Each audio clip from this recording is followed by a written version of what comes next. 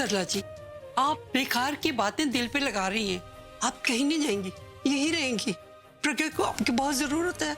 मुझे पता है कि प्रज्ञा को मेरी बहुत जरूरत है, लेकिन मैं अपनी बच्ची की ताकत बनना चाहती थी, कमजोरी नहीं। और मैं ये सहन नहीं कर सकती कि मेरे कारण उसे इतना सब सुनना पड़े, इसलिए आप मुझे जाने दीजिए। ऐसा मत सोचिए, हम सबको पता है आपने ये नहीं किया है। हमको आप पर भरोसा है। लेकिन घर में सबको भरोसा नहीं है, और मुझे पता है कि प्रज्ञा मुझे बेगुनाह साबित करने के लिए कोई भी कदम उठा लेगी, और मैं ये नहीं चाहती। मैं चाहती हूँ कि जो अपनी लड़ाई वो लड़ रही है ना, वो सारा ध्यान उस पे दे। अगर उसकी लड़ाई को कुछ हो गया तो ये मैं कभी सहन नहीं कर सकती, इसलिए मुझे चले जाना पड़ेगा। और मेरे जाने के बाद भी आप तो उसके साथ है, आप शुरू से इस लड़ाई में उसके साथ है, इसलिए मुझे कोई चिंता नहीं है। आप मुझे जाने दीजिए, मैं अब यहाँ पे नहीं रुक सकती। मैं नहीं चाहती मेरी बेटी के कारण। प्रज्ञा को आपकी जरूरत है।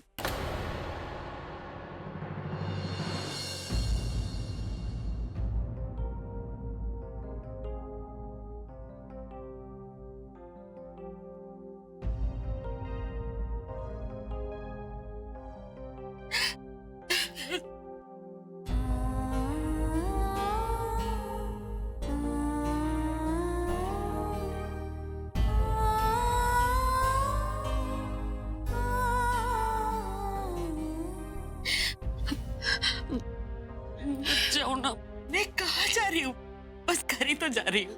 और वैसे भी एक्सीडेंट के बाद तू लेकर आई थी ना यहाँ पर मेरी देखभाल करने। देख, चल सकती हूँ, बोल सकती हूँ, अब ठीक हो गई हूँ ना, तो इसीलिए घर जा रही हूँ। और तू तो हमेशा मुझसे मिलने वहां आ ही सकती है। मुझे अच्छा नहीं लग रहा। मैं तेरी कमजोरी नहीं बनना चाहती प्रज्ञा। मैं नहीं चाहती कि मेरी वजह से तुझे इतना सब सुनना पड़े, और जो लड़ाई तू अपने कुमकुम और अभी के लिए लड़ रही है ना, उस पर मैं बाधा बनूं, इसलिए मुझे जाने दे। आप मेरी कमजोरी नहीं, आप मेरी ताकत है। और आपकी वजह से मुझे नहीं, मेरी वजह से आपको इतना कुछ सुनना पड़ा। नीचे कुमकुम भाग गया, और का क्या हो? कुछ नहीं, मैं हूं ना जिंदा, मैं सब संभाल लूंगी। तूने देखा है ना अपनी माँ को, इतनी लड़ाइयां लड़ी है अब तक, तो ये लड़ाई भी लड़ लूंगी, बचा लूंगी मैं उसे। तू बिल्कुल चिंता मत कर। बस एक बात पर ध्यान दे, जो लड़ाई तू अपने कुमकुम के लिए लड़ रही है ना, जो तू अभी के लिए लड़ रही है, बस अब तू उसके नतीजे के बहुत करीब है बेटा।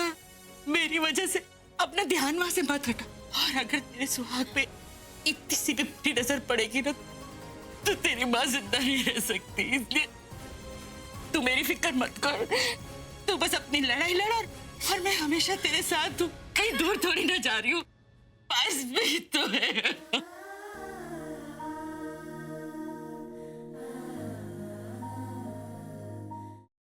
हे भगवान, प्लीज मुझे घर तक पहुंचा दो। इसके बाद मैं कभी कुछ नहीं मांगूंगी। प्लीज प्लीज मुझे घर तक पहुंचा दो। भगवान को याद किया और शैतान हाजिर, और वो इसलिए क्योंकि मुझे मेरा बदला लेने से भगवान भी नहीं रोक सकता। प्लीज मुझे मत मारो। देखो मैंने थोड़ी ना तुम्हें मारा। तुम्हें बदला ही लेना ना, तो तुम निखिल से बदला लो, उसी ने तुम्हें मारा है। मुझे मार के तुम्हें क्या मिलेगा? मुझे मत मारो प्लीज। सिद्धार्थ, यश जोकर है। सिद्धार्थ, तुम यहाँ कैसे आए? मेरी बात सुनो रोशनी, यश ही joker. Listen to me, damn it.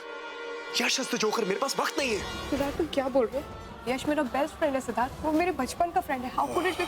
और तुम कोमा में थे ना, तो ये सब पास वक्त नहीं है। वो सब एक नाटक था, इसलिए क्योंकि मैं चाहता था कि जोकर मेरे पास है और अपनी सच्चाई मेरे सामने रिवील करे, और वही हुआ। और यश इज द ब्लडी जोकर। हमारे परिवार के साथ अब तक जो कुछ भी हुआ है, तुम्हारे ऊपर जानलेवा हमले, आयशा की किडनैपिंग, सासू मॉम के ऊपर हमले, everything has been done by him. भाई सरोजनी बिटिया, भाई थोड़ा संयम से काम लेना, काहे कि थाने पुलिस का चक्कर बहुत अच्छा नहीं होता। मैं बस इतना जानती हूँ माँ जी कि मैं अपने सुमेंद्र के गुनहगार को इस तरह बचकर नहीं जाने दूंगी।